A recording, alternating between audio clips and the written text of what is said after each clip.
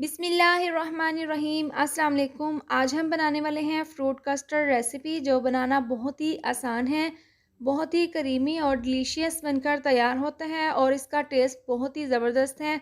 और अगर आपको रेसिपी पसंद आए तो आप अपना फ़ीडबैक ज़रूर दें। तो चलिए रेसिपी बनाना स्टार्ट करते हैं।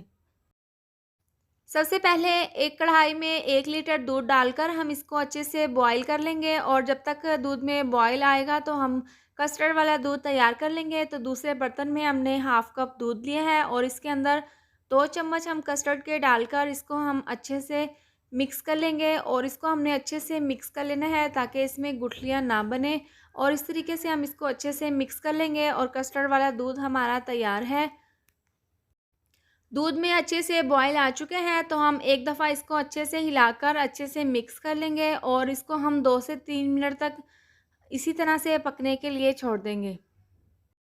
दूध को हमने 2 मिनट तक अच्छे से पका लिए हैं। इसके बाद हम इसके अंदर कस्टर्ड डालकर इसको अच्छे से मिक्स कर लेंगे और थोड़ा-थोड़ा कस्टर्ड डालकर हम इसको मुसलसल इस तरह से चम्मच को चलाते हुए अच्छे से मिक्स कर लेंगे। आप जब भी कस्टर्ड बनाएँ तो आप इस तरह से चम्मच को चलाते रहें, वरना तो दूध में गुठलियाँ बन जाएँगी। और कस्टर्ड डालने के बाद हम इसके अंदर 4 चम्मच टेस्ट के हिसाब से चीनी डाल देंगे और चीनी डालने के बाद हम इसको अच्छे से मिक्स कर लेंगे।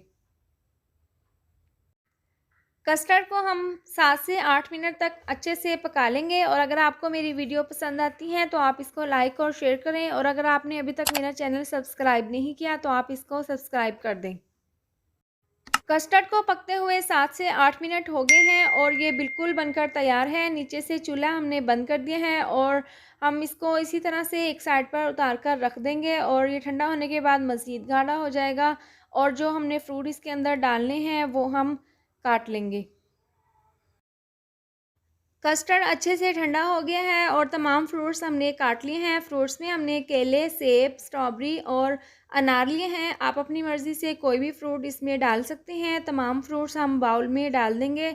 आप अपने घर पर इस रेसिपीज़ को ज़रूर ट्राई करें। रमज़ान में, इफ्तार में इसको ज़रूर बनाएं या फिर घर पर आए मेहमानों के लिए या फिर ईद पर आप इसको ज़रूर ट्राई करें। बहुत ही जल्दी बनने वाली ये रेसिपी है और बहुत ही मज़ेदार बनती है। और ये तमाम फ्रूट्स हमने बाउल में डाल दिए हैं। इसके बाद जो कस्टर्ड हमने बनाया है वो हम इसके अंदर डाल देंगे।